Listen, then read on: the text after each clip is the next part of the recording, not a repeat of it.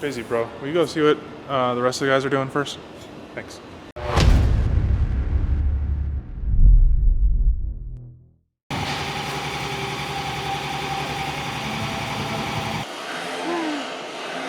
You want me to talk about what I'm doing? Tell me what you're doing. We are clearancing the firewall to make sure these big tires fit and they don't rub. So what we did here is we cut out kind of a little triangle here. And then we'll test fit the wheel back on, cycle it through the suspension, make sure it doesn't rub. If it's good, I'll make a patch panel for that. Sheet metal panel, bend it, make it fit, and then we're gonna weld her in. These are 24s. These wheels are by Michael Truckworks. He did the adapters, he cut them out. So this is what we're putting in the front because it's a dually. So this is what we have to make clearance for, you know? So on this side, I've already clearanced it. I've already tested out the wheel, cycled it, made sure it had enough clearance. So this side's ready to go. Just got to make a sheet metal panel and weld everything back in. We have to be really careful we don't catch anything inside on fire. So I pulled out as much of the insulation that's hanging out through here. I pulled all that out. We're going to put a fiberglass blanket in there, make sure nothing catches on fire because you'll have sparks and stuff inside. Then we'll sand it smooth and it'll look like Frank's. Speaking of Frank's, as you can see, this is the patch panel welded back into the factory firewall there. So it's all ready to go. On his, we did a little different than Jeremy's. His, we're using the stock bulkhead. We moved it up, welded it in a different location so it clears. So this one will be a little bit different than Jeremy's. Here's the passenger side, all welded in as well. This one will be very similar on Jeremy's, except between the ears, this harness is a lot thicker because the computer's inside. On Jeremy's, the computer's on the outside, so he has a lot less wires going through the firewall. Since we cut out a lot on the frame here for clearance for the steering, the airbag, and the lower control arm, I made these plates to kind of reinforce it back in. So these plates will go here. They still need to get bent a little bit more. We have this side mocked up with the shock bracket that we welded on there. That comes with the kit, and that's from Michigan Metalworks.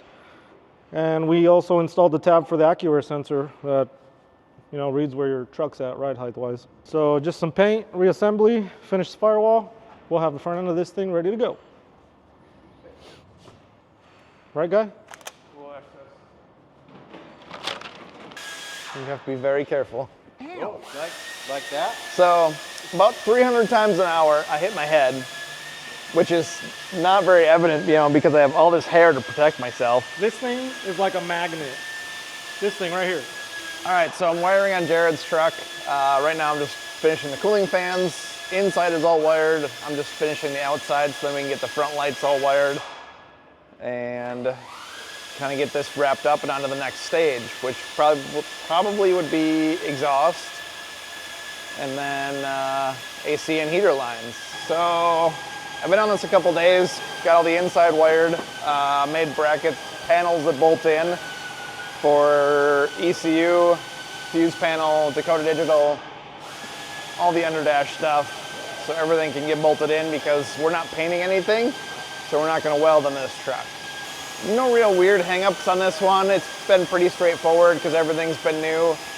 We did go through the old air management system and kind of slim down some of that wiring and clean up that wiring a little bit. Changed where a few things were mounted and made a new compressor bracket and moved the compressors up front so they're a little more hidden. So just slim down the sensor wires so they're not all jumbled together, so they run a little bit smoother, easier to access and service if needed.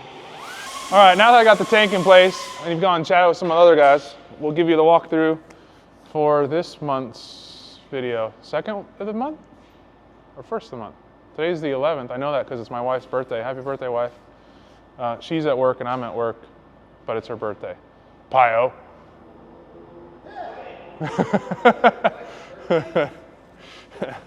I'd work on mine if I wasn't always on vacation, you know what I mean? Pio's gonna be at the anniversary for the reunion or something. So if you're watching this, which will be published before the reunion, which is 2 weeks from now, go by the booth and say happy anniversary to Pio, because he's gonna be celebrating his anniversary while at the reunion show. Maybe his wife will be there, maybe not. Anyway, let's get into this video. We're working on the Duallies still. So my truck, which is right there. Your camera's too smart, it won't turn? Okay, there we go. So, back to me. Hey, what's up? So, mine's all plumbed and wired, other than the front end that needs to go back together still after Pio gets done with the firewall that he's already showed you. But this one is all done suspension-wise and firewall-wise, but now I'll turn my attention to doing all the plumbing and wiring. So we've got 4 compressors from Viair. We've got an Endo, this is just the T, and then we've got a Endo VT. So this one has the valves in it. This one's just extra capacity for air. We've got 4 compressors. I'm gonna wire these on a switch. So one set of them, let's call it these 2, will always be operational whenever the air pressure drops, but we're gonna have a switch mounted inside the truck somewhere that'll make it to where you could kick these on too. So if you wanted quicker air, we can kick these on. I'll probably do a switch for either of them. That way, you know, sometimes you can run these 2, sometimes you can run these 2, sometimes you can run all 4. Keep some life in the compressors. Not that they have a short life, but whatever, it's fun. Extra wiring. Suspension's done, like I said. Disc brake setup is just something that we came up with. I've had a lot of people ask about that. It's a weld-on bracket I found from one of the 10,000 places online that sells a bracket for these. They make bolt-on ones, but there's a lot of discrepancies between fleet side and dually and what wheels you're running and all that stuff. So I just picked up the weld-on one, and then the rotors, the calipers and pads are just front stuff off of like a square body 3/4 ton 4-wheel drive. So K20, K30, that type of thing. So everybody's asks, there you go. We just pieced the parts together and made it work. These are both fleet side axles. So we didn't have to narrow them or anything. They're just the stock width that you'd have for a fleet side, which works out perfect with the factory width dually fenders and the Michaels Truck Works wheels that are milled and flattened and tighter together, so you don't have that big gap between the tires and you don't have to narrow the axle any extra. Superstart batteries, we like these. These are from O'Reilly's. They're AGMs. They have a killer warranty on them. We haven't had one go bad yet.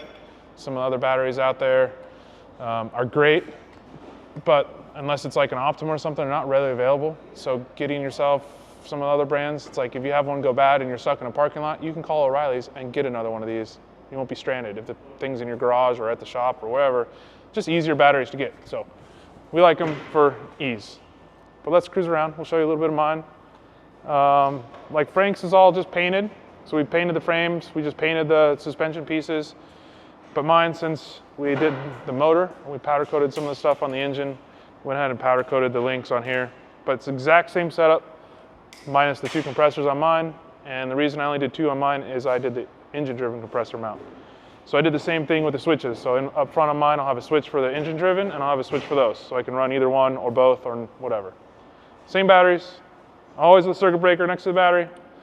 You see the extra wires and the extra stuff back here. So we're gonna be running a cutoff switch behind the tailgate, or in front of the tailgate, but at the back side of the bed. So cutoff switch, jumper ports, and plug in air, in case we needed to air something else up.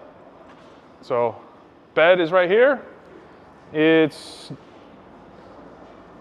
almost done, but we still have to cut in. So like right back here, we'll have a pocket.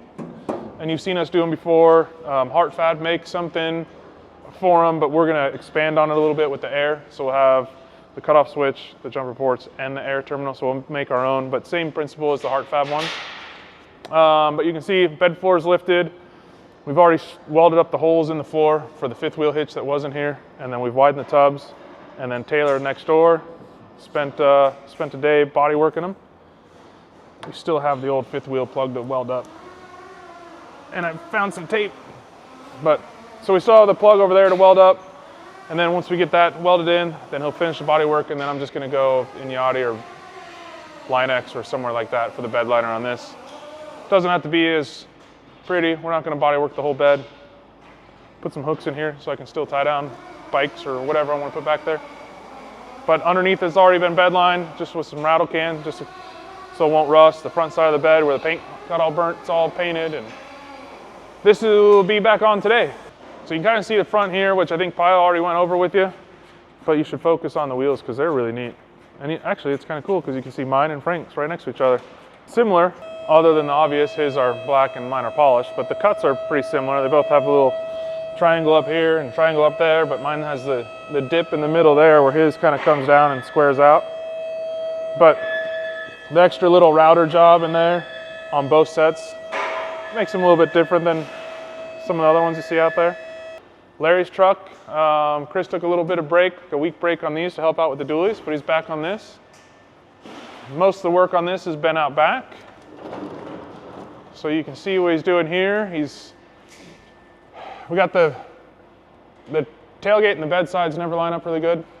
So all these spot welds in here had to be removed, and then all this came out.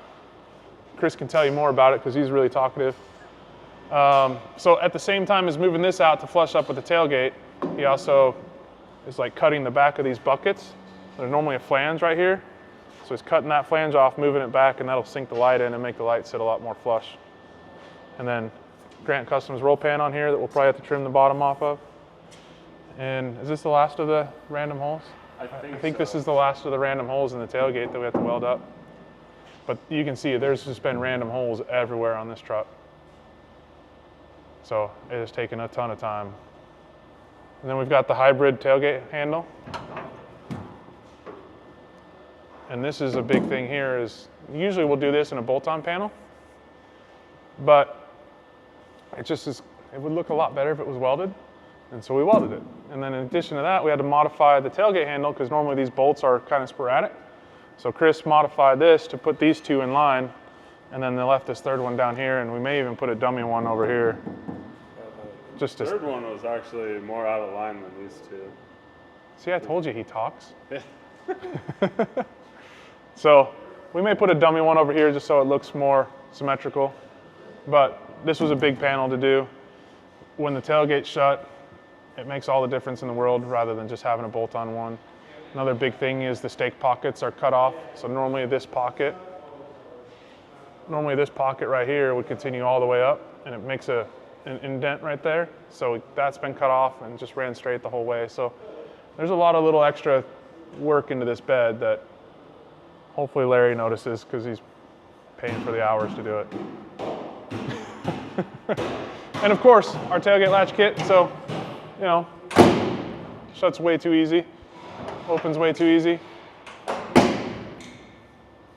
So that's how they're supposed to look when you spend the time to adjust them and the tailgate's relatively straight.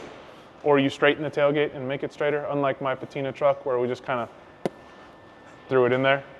Still works a lot better in the factory, but this is how they're supposed to work.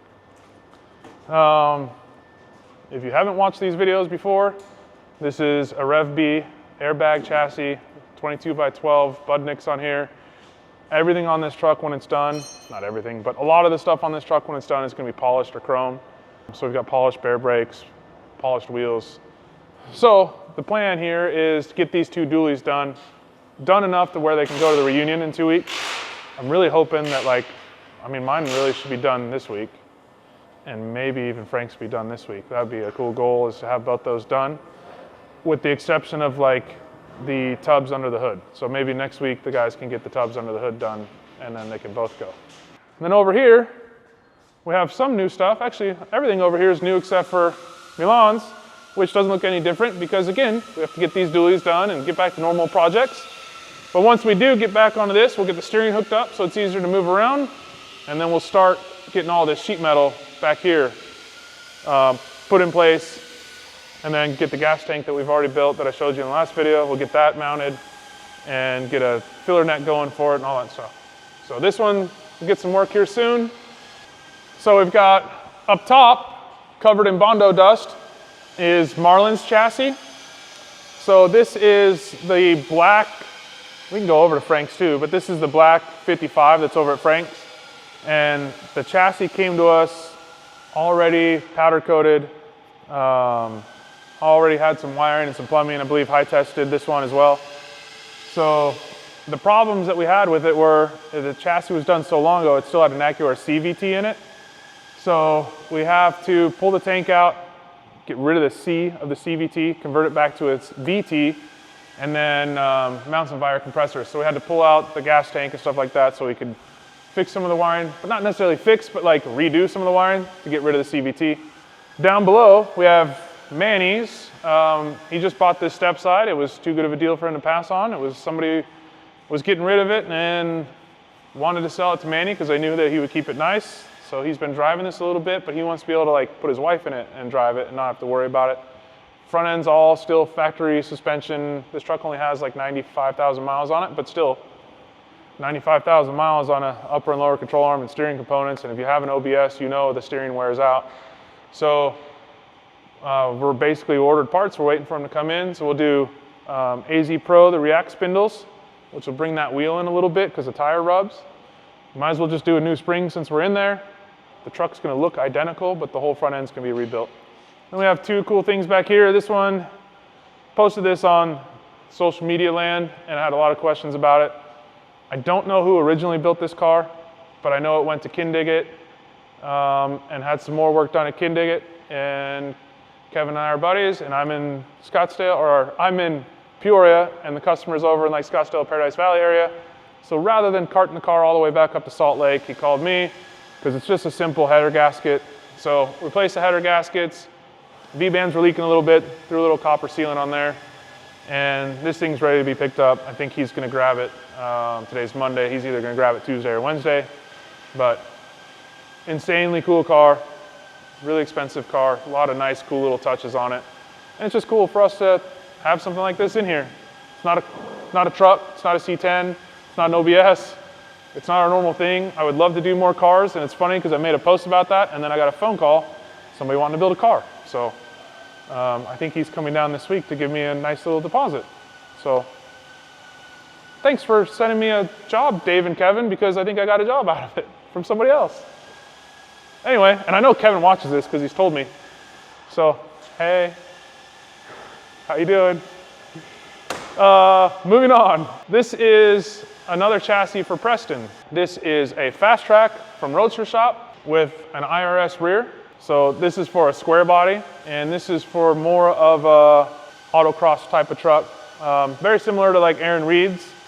We call it the watermelon truck. That one was a 67 to 72. This is a 73 to 87.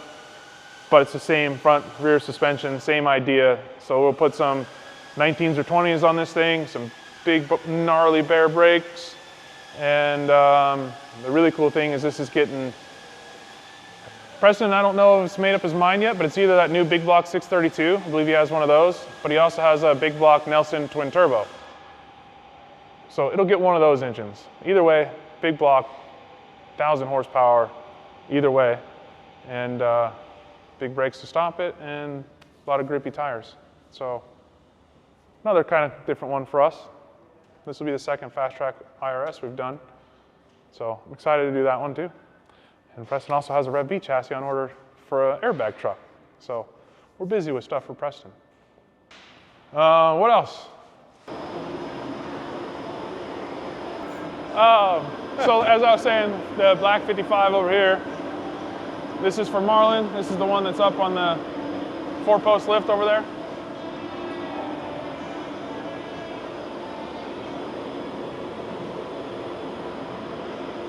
But anyway, as you can see, this is all painted. Shouldn't listen it's already to been anything bumped Jeremy's as saying well. over there about the truck. And then the inside, He doesn't really know we what he's did talking a about. color match bed liner to the interior.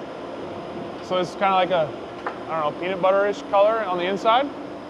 And then if you notice, nothing's on the inside's painted other than that because we're gonna wrap everything on the inside of this truck. So every single square inch of this will have Hides leather on it, like real leather. We got Manny's truck. So Manny's truck is currently, the chassis is all powder coated. Frank's already painted all the engine and a lot. But again, we've got these two big ass duallies over there. So as soon as we finish those duallies and then relower the front of Manny's truck, then we're gonna bring the chassis down and then put the chassis all together. It's sitting on my trailer in my garage at my house. So Everything's going fantastic over here. Come on, step in. he doesn't need to step in. Let's make the viewers feel like they're at home here. Come on in. Why would the viewers should be This at home? is water. We're wet sanding, getting this ready for paint. Hopefully, before too long, we'll have the inside painted. Then after the inside's painted, we'll move on to getting the jambs, the firewall ready for paint. But as you can see, it's getting pretty close. Meanwhile, while we're working on this, doing some polishing on Marlon's truck over there, so it's ready to go back on the chassis as soon as Jeremy's ready for it. And once it's all done with Steve and everybody else, we'll do a final paint correction on it, but we kind of want to get some of the stuff down low while it's up in the air now. It makes it easier. Got a Cadillac in the corner waiting on Trey 5 Customs to take it. We have dualies in the way. Speaking of Steve, and we got his car in primer, his little Porsche over there. Working on a Bronco, working on a Buick. Just took ownership of that C10, so sometime in the next 30 years, I'll probably work on that. Meanwhile, waiting for my dually to come back and Jeremy's dually, and we're just gonna keep on working. Life is good. Life is good. I'm going back to work. Hey, Jeremy you should come sucks. see what happens when you try to let Frank pull his own truck into the shop. Don't ever let Frank drive. He'll run your shit into a wall. That's a Chupasquito, ask Mayo. Chupa Skeeter. Okay, well, that's it for today, folks.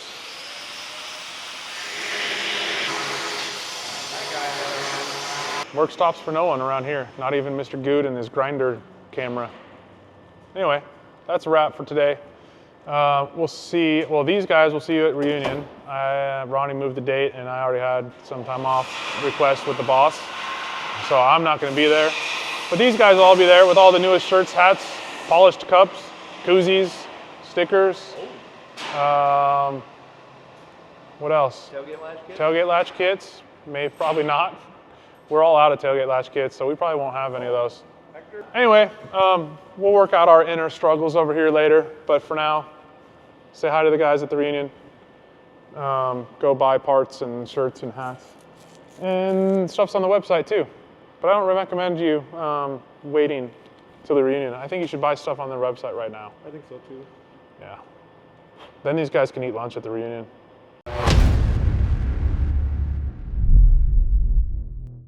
And make sure to say happy anniversary to Pio at the reunion. Yes, sir.